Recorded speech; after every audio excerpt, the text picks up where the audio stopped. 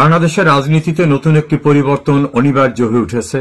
সেই পরিবর্তনে গণতন্ত্রের যে উত্তরণ হবে তা নয়, তবে বর্তমান যে ফরম্যাটের সরকার রয়েছে সেই সরকার পদ্ধতির পরিবর্তন হয়ে যাচ্ছে। ডক্টর মোহাম্মদ ইউনূস তিনি এখন ছেড়ে চলে যাওয়ার জন্য প্রস্তুতি নিয়েছেন এবং তার উপরে প্রচন্ড চাপ রয়েছে তার সমর্থকদের পক্ষ থেকে। বিশেষ করে তিনি লন্ডন এসে তারেক রহমানের সঙ্গে আলাপ আলোচনা করে গিয়ে বাংলাদেশের নির্বাচনের তারিখ ঘোষণার পর থেকেই তার নিয়োগকর্তা অর্থাৎ তার যে কিংস পার্টি, এই কিংস পার্টি প্রচন্ডভাবে খেপেছেন। তারা বেজয়ভাবে খেপে ডক্টর ইউনূসকে গাদ্দার, বেঈমান, বিশ্বাসঘাতক, লন্ডনে গিয়ে সরকার বিক্রি করে দিয়ে আসা, বাংলাদেশে তিনি কোনো লোক খুঁজে পান না, এভাবে নানাভাবে তাকে অভিযুক্ত করেছেন এবং এমন কথা বলেছেন যে প্রয়োজনে তার বিরুদ্ধে তারা রাস্তায় নামবেন। ইউনূস একা কেউ না, তাকে তারাই বসিয়েছেন। অন্যদিকে তারা আরো গুরুত্বপূর্ণ কথা বলেছেন যে ফেব্রুয়ারিতে নির্বাচনের যে ঘোষণা দেওয়া হয়েছে, নাসিরউদ্দিন পাটোয়ারি এনসিপির নেতা তিনি বলছেন ফেব্রুয়ারিতে নির্বাচন হবে না। অন্যদিকে ইউনূসের অন্যতম প্রধান পৃষ্ঠপোষক জামাত ইসলামী এবং ইসলামী শাসনতন্ত্র আন্দোলন, তারা বলেছেন পিআর পদ্ধতির বাইরে গিয়ে কোনো নির্বাচন করতে দেওয়া হবে না। তাহলে তারা নির্বাচন করতে দেবেন না, এনসিপি এই পদ্ধতিতে যাবে না। অন্যদিকে জুলাই আগস্ট আন্দোলনের সঙ্গে সম্পৃক্ত যে গ্রুপ, তারা বলছেন যদি সংস্কার না হয় তাহলে শেখ হাসিনাকে সরিয়ে দিয়ে কি লাভটা হলো। আর এই সংস্কারের প্রশ্নে বিএনপির পক্ষ থেকে পরিষ্কারভাবে তাদের স্ট্যান্ডিং কমিটির সদস্য জনাব সালাউদ্দিন আহমেদ, জনাব মির্জা আব্বাস, তারা পরিষ্কারভাবে বলেছেন কোন নির্বাচিত সরকার ছাড়া এই সংস্কার কেউ করতে পারে না এবং এটাকে আইনে পরিণত করতে গেলে সে আইনটা করবে পার্লামেন্ট। সেই পার্লামেন্ট হতে গেলে অবশ্যই নির্বাচন হতে হবে, এর বাইরে কোনো সুযোগ নাই। এইরকম ভাবে বিএনপি এবং তার সঙ্গে যারা রয়েছেন তারা, অন্যদিকে জামাত, এনসিপি এবং অন্যান্যরা সরাসরি বিভক্ত হয়ে পড়েছেন। শেখ হাসিনার বিরুদ্ধে অবস্থানের ক্ষেত্রে এরা সবাই ঐক্যবদ্ধ ছিলেন। ইউনূসকে বসাবার ব্যাপারে তারা সম্মিলিতভাবে তাকে সমর্থন করেছিলেন। বর্তমান পরিস্থিতিতে ইউনূস তার সমর্থন হারিয়েছেন তার শিবিরে, এবং সবচেয়ে বড় যারা তার জন্য কাজ করেছে বলে তার ধারণা এবং তিনি প্রকাশ্যে বলেছেন, তারা এখন টোটালি তার বিরুদ্ধে চলে গেছেন, ভীষণভাবে তাকে গাদ্দার, বিশ্বাসঘাতক হিসেবে অভিহিত করেছেন। এই পরিস্থিতিতে আরো নতুন করে সংযোজিত হয়েছে যে ইউনূসের অধীনে যদি নির্বাচন হয় সেই নির্বাচনের আইনগত ভিত্তিটা কি।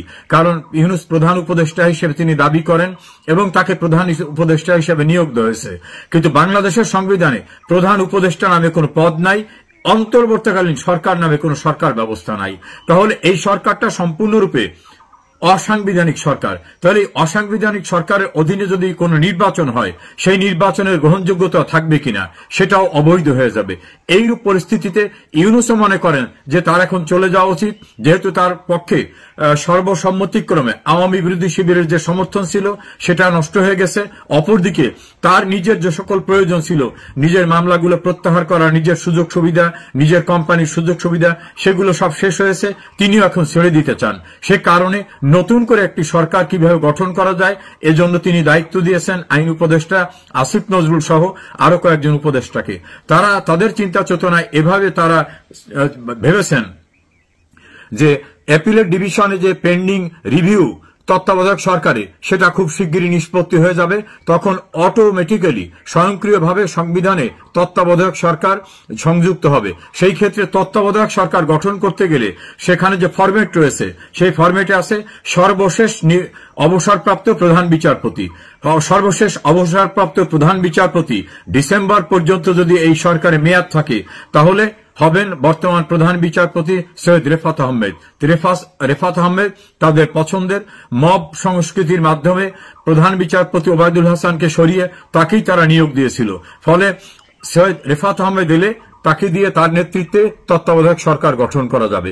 যদি সেক্ষেত্রে কোনো কমপ্লিকেটিং সিচুয়েশন হয় তারপর তাদেরকে আরো অনেক দূর যেতে হবে, কারণ তার পূর্বে প্রধান বিচারপতি ওবায়দুল হাসান, প্রধান বিচারপতি হাসান ফয়েজ সিদ্দিকী, প্রধান বিচারপতি সৈয়দ মাহমুদ হোসেন, প্রধান বিচারপতি মোজাম্মেল হোসেন, প্রধান বিচারপতি এস.কে. সিনহা সহ আরো অনেক প্রধান বিচারপতি রয়েছেন। এই সকল প্রধান বিচারপতিদের উপর তাদের আস্থা নাই। সেক্ষেত্রে বিকল্প কি হতে পারে এই বিষয়টাও তারা আলাপ আলোচনায় নিয়ে আসছেন। সেক্ষেত্রে সাবেক ভারপ্রাপ্ত অবসরপ্রাপ্ত প্রধান বিচারপতি আব্দুল ওহাব মিয়া, সাবেক প্রধান বিচারপতি কে এম হাসান, সাবেক অ্যাপিলেট ডিভিশনের অবসরপ্রাপ্ত বিচারপতি আব্দুল মতিন এবং শাহ আবু নঈম মমিনুর রহমানকেই তারা পছন্দের তালিকায় রেখেছেন। তাদের মধ্য থেকে কাকে পছন্দ করা হবে এই বিষয়টি নিয়ে আলাপ আলোচনা শুরু করেছেন। এক্ষেত্রে আবার বিভাজিত অবস্থা সৃষ্টি হয়েছে। এক পক্ষ আমেরিকান হাই কমিশনে দৌড়ঝাঁপ শুরু করেছেন, আর এক পক্ষ চীনের পিছনে দৌড়ঝাঁপ শুরু করেছেন। কোন এম্বাসি কিভাবে সহায়তা করবে, কারা কত শক্তিশালীভাবে সাহায্য করতে পারে, সেটা নিয়েও এই আওয়ামী বিরোধী শিবিরের ভিতরে প্রচন্ড বিভাজন রয়েছে। নতুন করে চীনে যাওয়ার সিদ্ধান্ত হয়েছে এনসিপির। সেখান থেকে তারা কি পরামর্শ পাবেন? সেখানে যাবার পূর্বে তড়িঘড়ি করে আমেরিকান ভারপ্রাপ্ত রাষ্ট্রদূত তাদের সঙ্গে বৈঠক করেছেন। ইতিমধ্যে পাকিস্তানের পররাষ্ট্রমন্ত্রী এসেছেন, নিশ্চয় তিনি কোনো বার্তা নিয়ে আসছেন, কারণ পাকিস্তান তো আওয়ামী লীগ সরকার সরে যাওয়ায় সবচেয়ে বড় খুশি যে সকল রাষ্ট্র তার ভিতর অন্যতম। তারা কোন পরামর্শ দিতে আসছেন? তাদের তো অত্যন্ত ঘনিষ্ঠ জামাত ইসলাম এবং জামাত ইসলামের দ্বারা তৈরি করা মোহাম্মদ নাহিদুল ইসলামের যে এনসিপি, সেক্ষেত্রেও তাদের সংযোগ রয়েছে। এসব বিষয়কে ঘিরে একটা বিষয় চূড়ান্ত হয়েছে, ইউনূসের চলে যাওয়া এখন সময়ের ব্যাপার। তিনি সিদ্ধান্ত নিয়েছেন, তিনি এখন পালিয়ে যেতে চান।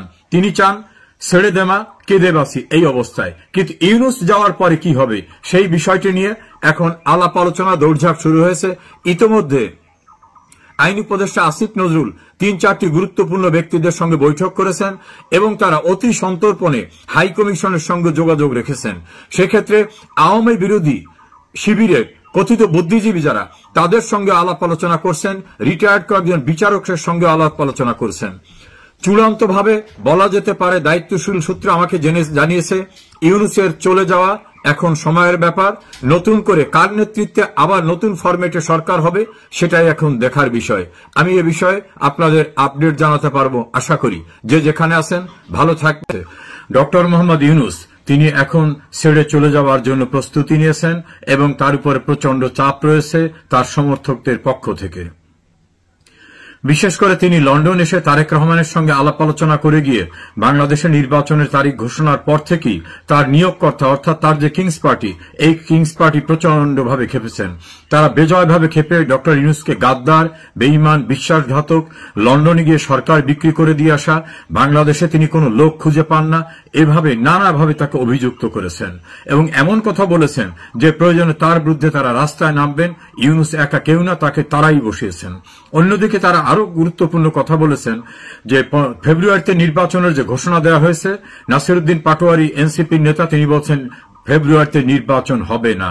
অন্যদিকে ইউনূসের অন্যতম প্রধান পৃষ্ঠপোষক জামাত ইসলামী এবং ইসলামী শাসনতন্ত্র আন্দোলন, তারা বলেছেন পিআর পদ্ধতির বাইরে গিয়ে কোনো নির্বাচন করতে দেওয়া হবে না।